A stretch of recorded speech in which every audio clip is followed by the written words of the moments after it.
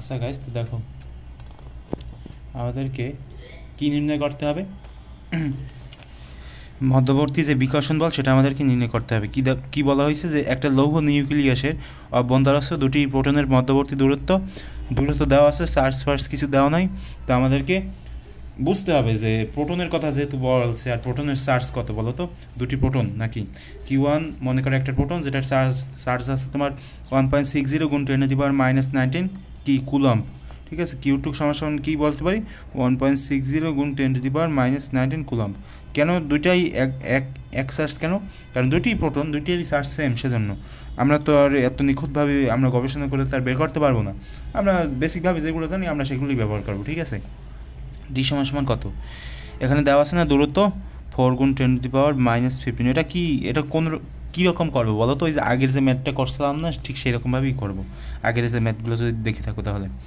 আর কে সমান কত? কে তো আমাদের মুখস্থ, 9 × 10⁻9। এই দেখো এখন কিন্তু তোমার কেটা কাজে লেগে যাবে, ঠিক আছে, যদি তোমাদের মুখস্থ থাকে। আর যদি মুখস্থ না থাকে তাহলে কিন্তু কী হবে বলো তো? তাহলে কিন্তু বসে থাকবা, কিছু কিন্তু করার নাই।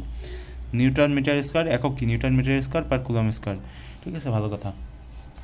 দেখেছো কে এর মানটা কোথায় কাজে লেগে গেল? এখন কিন্তু এখানে দেওয়া নেই এই কোশ্চেনে, তখন বসে থাকা ছাড়া কিন্তু কোনো কাজ তখন আর পাবা না।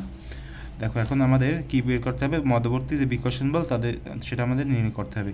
F সমান কে Q1 Q2 / d²। বুঝতে কি পারছো লেখাটা? অনেকে আবার বুঝতেও পারবে না। 9 × 10⁻9 Q1 Q2, এই যে Q1 Q2 দুইটাই এক চার্জ না, স্কোয়ার দাও।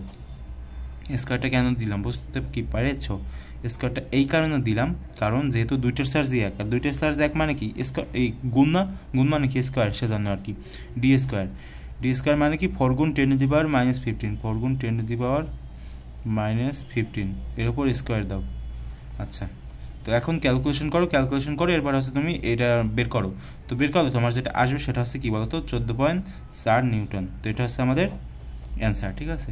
তো এরকমভাবে এগুলো বের করার চেষ্টা করবা, আর বেশি চিন্তা ভাবনা করো না এগুলো নিয়ে। এগুলো হচ্ছে তুমি যদি আমার এই যে প্লে লিস্ট আছে না, প্লে লিস্টটা সম্পূর্ণ করলেই তোমাদের মূলত টাইপ কমপ্লিট হয়ে যাবে। শুধু পরীক্ষার যে সিকিউ আছে না, মানে টেস্ট পেপারের যে সিকিউ, শুধু সেগুলো করতে থাকবা, দেখবা যে হয়ে যাবে, ঠিক আছে। এগুলো আমারই তেমন কঠিন না ম্যাথ, করতে থাকো, শুধু প্র্যাকটিস করতে থাকো, প্র্যাকটিস করতে করতে হয়ে যাবে, চিন্তার কোনো কারণ নাই।